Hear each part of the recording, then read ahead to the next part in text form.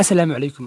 Markii la joogo isdhexgalka bulshada iyo dad la dhaqanka, dadku waxay u kala baxaan labo: introvert oo ah qof shuuci ah oo aan jeclayn ama aysan ugu bixinba in maanta dhan uu dadka dhex joogo, balse jecel kelinimada, awoodna ka hela in uu kaligiis ahaado, iyo extrovert oo ah qof bulshaawi ah, dad la qabsigiisana ay sahlan tahay iyo in uu saaxiibo samaysto. Markii laga soo gudbo labadaas shakhsiyadood, dadku badanaa waxay jecel yihiin qofkaas bulshaawiga ah ama extrovertiga ah iyaga oo ka doorbida qofka shuuciga ah. balse muuqaalkan waxaan kugula wadaagi doonaa dhowr qodob oo ay dadka introvertiga ah ama kaligood inay ahaadaan jecel ay qofka bulshaawiga ah dheer yihiin. Laakiin wax yar, aniga ka shakhsi ahaan magacaygu waa Cabdinaasir Siciid, ma ihi qof introverti ah oo shuuci ah, balse waxaan ahay qof bulshaawi ah oo extroverti ah.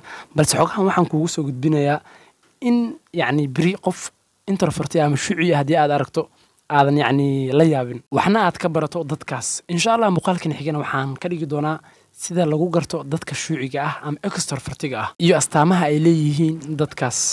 qodob koowaad, dadka introvertiga ah ama shuuciyiinta ah waxay tamar ama awood ka helaan kali ahaanshaha, iyagoo wax badan meel mariya, hawl badan qabta marka ay kaligood yihiin, dadkana kaga yaabsada natiijo hawl aysan cidna ogeyn markii la qabtay. waxaan dhihi karnaa waa dad markii ay kaligood yihiin wax badan qabsada hawshaas oo aysan cidna ka warhayn, balse dadka ay la yaabaan natiijada. maxaa yeelay ma jirto cid og hawshan markii la qabtay, kaliya dadku waxa ay arkaan natiijada, waxayna hawshooda qabsadaan markii ay kaligood yihiin, oo dad in ay wax la qabsadaan uguma baxdo. dadka introvertiga ah waxaa la dhahaa waa kuwa waqti badan kaligood ahaan kara iyagoo aan qofna la kulmin ama bulsho soo dhexgelin, waxayna tabar ka helaan waxna soo saaraan markii ay kaligood yihiin, halka isna qofka bulshaawiga ah uu tamar helo markii uu dadka la joogo. qodobka labaad ee lagu ammaano dadka introvertiga ah waxa waaye deganaansho. dadka introvertiga ah ama shuuciga ah waa kuwa degan, buuqana ku yar yahay, waxay raadiyaan inay waqtigooda ku qaataan deganaan ama la joogaan dad degan, waxay fariistaan kaligood iyagoo waxyaabo badan maskaxdooda ku xalliya. qodobka saddexaad,